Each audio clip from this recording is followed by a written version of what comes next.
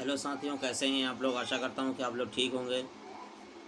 आज आप लोगों के सामने एक नया वीडियो लेकर मैं हाजिर हूं। वो है इस समय संविधान की जो सीरीज़ चल रही थी उसमें एक नया वीडियो मैं लेकर हाजिर हूं आपके सामने। और वो है, आज जो टॉपिक है वो संविधान की रचना। सभा ने संविधान रचना की समस्या के विभिन्न पहलुओं से निपटने के लिए अनेक समितियाँ नियुक्त की। इनमें संघीय संविधान समिति शामिल थी। इनमें से कुछ समितियों के अध्यक्ष नेहरू और पाटिल जी थे, जिन्हें संविधान सभा के अध्यक्ष के संविधान का मूल आधार तैयार करने का श्रेय दिया था। इन समितियों ने बड़े परिश्रम के साथ सुनियोजित ढंग से कार्य किया और अनमोल रिपोर्ट पेश की। संविधान सभा ने तीसरे तथा छठे सत्रों के बीच मूल अधिकारों, संघीय संविधान और संघीय शक्तियों, प्रांतीय संविधान, अल्पसंख्यक, अनुसूचित क्षेत्रों, अनुसूचित जातियों से संबंधित समितियों की रिपोर्टों पर विचार किया। अन्य समितियों की सिफारिशों पर बाद में प्रारूप समिति द्वारा विचार किया गया। भारत के संविधान का पहला प्रारूप संविधान सभा कार्यालय की मंत्रणा शाखा ने अक्टूबर 1947 में तैयार किया गया। इस प्रारूप की तैयारी से पहले बहुत सारी आधार सामग्री एकत्र की गई। तो संविधान सभा के सदस्यों को संवैधानिक पूर्व दस्तावेज के नाम पर 3 संकलनों के रूप में उपलब्ध की गई। इन संकलनों में लगभग 60 देशों से के संविधानों के मुख्य अंश उद्धृत किए गए थे। संविधान सभा ने संविधान सभा के किए गए निर्णयों पर अमल करते हुए संवैधानिक सलाहकार द्वारा तैयार किया गया भारत के संविधान के मूल पाठ के प्रारूप की छानबीन करने के लिए 29 अगस्त 1947 को डॉक्टर भीमराव अम्बेडकर स्थापित प्रारूप समिति नियुक्त की गई। प्रारूपण समिति द्वारा तैयार किया गया भारत के संविधान का प्रारूप 21 फरवरी 1948 को संविधान सभा के अध्यक्ष को पेश किया गया। संविधान के प्रारूप में संविधान के लिए बहुत बड़ी संख्या में टिप्पणियां, आलोचनाएं और सुझाव प्राप्त हुए। प्रारूप समिति के इस सभी विचार किया गया। इन सभी पर प्रारूपण समिति की सिफारिशों के साथ विचार करने के लिए एक विशेष समिति का गठन किया गया। विशेष समिति द्वारा की गई सिफारिशों पर प्रारूपण समिति के ने एक बार फिर विचार किया और कतिपय संशोधन समावेश के लिए छांट लिए गए।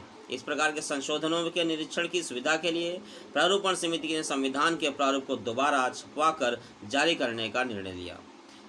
यह 26 अक्टूबर 1947 को संविधान सभा के अध्यक्ष को पेश किया गया। 4 नवंबर 1947 को संविधान सभा में संविधान के प्रारूप को विचार करने के लिए पेश करते डॉक्टर भीमराव अम्बेडकर जी ने प्रारूप की कुछ आम आलोचनाओं का, विशेष रूप से इस आलोचना का इसमें से ऐसी सामग्री बहुत ही कम है जो मूल होने का दावा कर सकती तो है, उत्तर दिया। उन्होंने कहा, मैं पूछना चाहूँगा, क्या विश्व के इतिहास में इसमें बनने वाले किसी संविधान में कोई नई बात कही जा सकती है? सैकड़ों साल बीत गए हैं जब प्रथम लिखित संविधान का प्रारूप तैयार किया गया। अनेक देशों ने इसका अनुसरण करके अपने संविधान को लिखित रूप में परिवर्तित कर लिया। संविधान का विषय सेध क्या होना चाहिए, इस प्रश्न का समाधान बहुत पहले हो चुका था। इसी प्रकार संविधान के मूल आधार क्या हैं, इससे सारी दुनिया परिचित है। इन तथ्यों को देखते हुए अनिवार्य है कि सभी संविधान के मुख्य प्रावधान एक से दिखाई दे। इतना समय बीत जाने के बाद जो संविधान बनाया गया उसमें यदि कोई नई बात कही जा सकती है तो वह यह है कि इसमें त्रुटियों को दूर करने के तथा इसे देश की ज़रूरतों के अनुरूप बनाने के लिए अवश्य हेरफेर किए गए हैं। मुझे यकीन है कि अन्य देशों के संविधानों का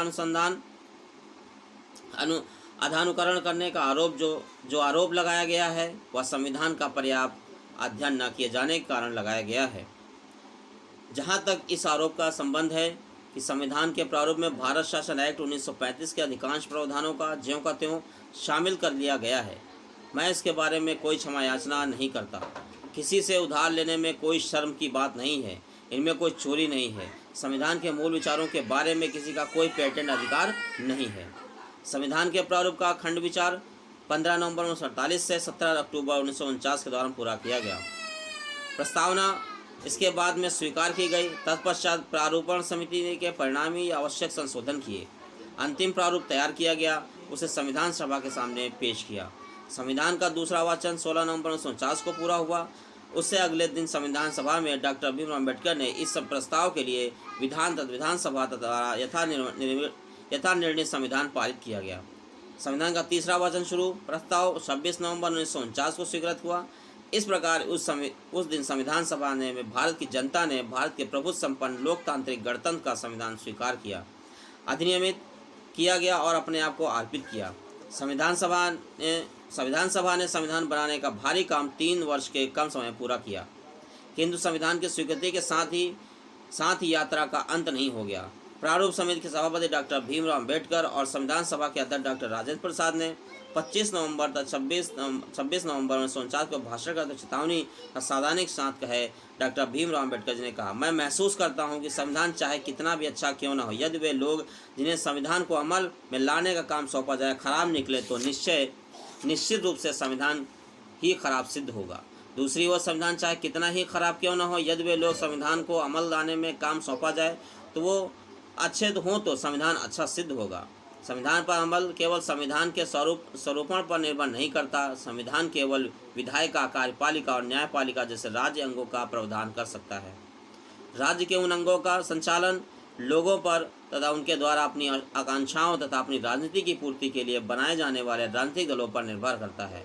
कौन कहता है कि भारत के लोग और उनके राजनीतिक दलों का व्यवहार कैसा होना चाहिए? जातियों तथा संप्रदायों के रूप में हमारे पुराने शत्रुओं के अलावा विभिन्न तथा परस्पर विरोधी विचारधारा रखने वाले राजनीतिक दल बनाए जाएंगे। क्या भारतवासी देश को अपने पंथ से ऊपर रखेंगे या पंथ को देश के ऊपर रखेंगे? मैं नहीं जानता, लेकिन यह बात निश्चित है कि यदि राजनीतिक दल अपने पंथ को देश से ऊपर रखेंगे तो हमारी स्वतंत्रता एक बार फिर खतरे में पड़ जाएगी और संभवतः हमेशा के लिए ही खत्म हो जाएगी। हम सभी को इस संभव घटना का दृढ़ निश्चय के साथ प्रतिकार करना चाहिए और हमें अपनी आज़ादी की खून के आखिरी कतरे तक के साथ रक्षा करने का संकल्प करना चाहिए। ये डॉक्टर B.R. अम्बेडकर जी ने जो है ये शब्द जो बोले थे, ये 26, 25 और 26 नवंबर को जो भाषण देते हुए यानी चेतावनी दी थी, ये किस दिन 25 और 26 नवंबर 2 दिन इस तरह के भाषण दिए थे, जिनका जो मैंने कुछ रूप आपके सामने पेश किया। डॉक्टर राजेंद्र प्रसाद ने अपने समापन भाषण में विचार व्यक्त किया कि संविधान सभा सब मिलाकर एक अच्छा संविधान बनाने में सफल रही और उन्हें विश्वास है कि देश की ज़रूरतों को अच्छी तरह से पूरा करेगा। किंतु उन्होंने एक साथ यह भी कहा कि यह लोग जो चुनकर आए हैं योग, चरित्रवान, ईमानदार हुए तो दोषपूर्ण संविधान को भी सर्वोत्तम बना देंगे। यदि उनमें इन गुणों का अभाव हुआ तो संविधान देश की कोई मदद नहीं कर सकता। आखिरकार एक मशीन की तरह संविधान भी निर्जीव है। इसमें प्राणों का संचार उस व्यक्तियों के द्वारा होगा जो इस पर नियंत्रण करेंगे तथा इससे चलाते हैं। भारत को इस समय लोगों की ज़रूरत है जो ईमानदार हों तथा जो देश के हित में सर्वोपरि हों। हमारे जीवन में भिन्न तत्वों के कारण विघटनकारी प्रवृत्ति उत्पन्न हो रही है। हमें सांप्रदायिक अंतर है, जातिगत अंतर है, भाषागत अंतर है, प्रांतीय अंतर है। इसलिए दृढ़ चरित्र वाले लोगों की, दूरदर्शी लोगों की, ऐसे लोगों की ज़रूरत है जो छोटे छोटे समूहों, क्षेत्रों के लिए देश के व्यापक हितों का बलिदान न दें, उन पूर्वाग्रहों के ऊपर उठ सकें जो इन अंतरों के कारण उत्पन्न होते हैं। हम केवल यही आशा कर सकते हैं कि देश में ऐसे लोग प्रचुर संख्या में आएंगे जो संविधान का निर्माण चाहते हैं।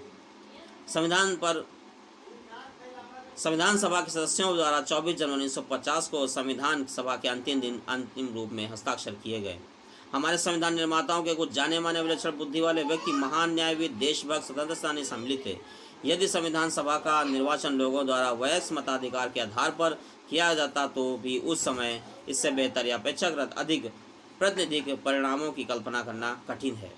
हमने स्वतंत्रता प्राप्ति के बाद जिन संस्थानों को जारी रखा था, संविधान में समाविष्ट किए वे संस्थान हैं जो भारत की धरती पर ही फलदे फूले हैं। संविधान निर्माताओं ने पुराने संस्थानों के आधार पर जो पहले विकसित हो चुके थे और जिनके बारे में उनकी जानकारी थी, जिनसे वे परिचित हो चुके थे, जिनके लिए उन्होंने सभी प्रकार की परिसीमा और बंधनों के बावजूद उद्यम किया, नए संस्थानों का निर्माण करना पसंद किया। संविधान के द्वारा ब्रिटिश शासन को ठुकरा दिया, किंतु उन संस्थानों को नहीं जो ब्रिटिश शासन काल में विकसित हुए थे। इस प्रकार संविधान अपने औपनिवेशिक अतीत से पूरी तरह से अलग नहीं हुआ, क्योंकि संविधान संस्थान निर्माण एक जीवन, वर्तमान, सतत गतिशील प्रक्रिया है। इसलिए इस प्रक्रिया में 26 नवंबर 1949 को विराम नहीं आया, जब भारत के लोगों ने संविधान सभा में संविधान पारित, अधिनियमित तथा अपने आप को अर्पित किया। 26 जनवरी 1950 को भारत के संविधान के बाद भी वास्तविक अमल, न्यायिक निर्वाचन तथा संवैधानिक संशोधन के द्वारा इसके निर्माण की प्रक्रिया जारी रही। अच्छे के लिए हो या बुरे के लिए संविधान का विकास जारी रहा। समय समय पर जिस प्रकार जैसे जैसे लोगों ने संविधान को चलाया, वैसे वैसे नए नए अर्थ भी जो है निकलते गए। यह सिलसिला अभी तक जारी है। देखिए, Subhash Kashyap constitution making since 1950 an overview universal नई दिल्ली 2004। संविधान सभा ने और भी कई महत्वपूर्ण कार्य जैसे संविधान स्वरूप के कतिपय कानून पारित किए, राष्ट्रीय ध्वज को अंगीकार किया, राष्ट्रगान की घोषणा, राष्ट्रमंडल सदस्यता से संबंधित निर्णय की पुष्टि तथा गणराज्य के प्रथम राष्ट्रपति का चुनाव किया। तो आप हमारे चैनल के साथ लगातार जुड़े रहें। तो जो संविधान की जो सीरीज़ चल रही है इससे आपको काफ़ी फ़ायदा मिलेगा। और जो बच्चे जो LLB की या दूसरी चीज़ों की कंपटीशन की तैयारी कर रहे हैं उनको भी इससे बड़ा ही बेनिफिट पहुंचेगा। तो हमारे साथ ही चैनल साथ लगातार जुड़े रहें और हमारे चैनल पर नए हों तो हमारे चैनल को सब्सक्राइब कर लें।